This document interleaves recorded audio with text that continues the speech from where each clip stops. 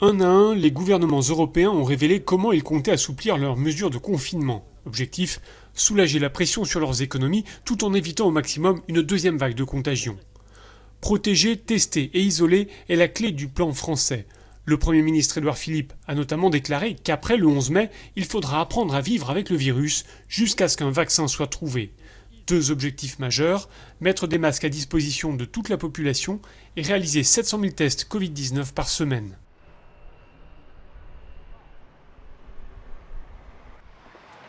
L'Espagne est le pays qui compte le plus grand nombre de cas de coronavirus en Europe. Ici, les autorités prévoient également de supprimer progressivement la plupart des restrictions pesant sur la vie quotidienne. La durée maximale de cette tentative de levée du confinement, si tout se passe comme maintenant, et c'est pourquoi je veux le dire avec beaucoup de précaution, sera de 8 semaines pour tout le territoire espagnol.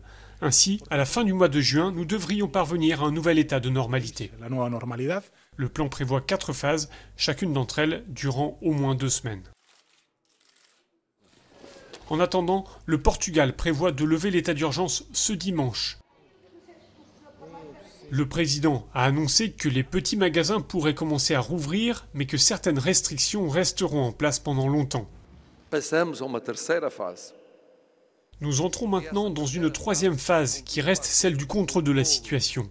Cette troisième phase ne peut être considérée comme celle de la normalisation. Non, elle reste celle du contrôle de la situation avec une reprise à tout petit pas.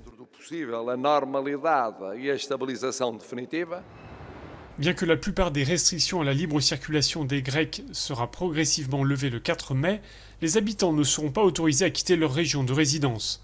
Certains commerces rouvriront à partir de cette date et d'autres plus tard dans le mois.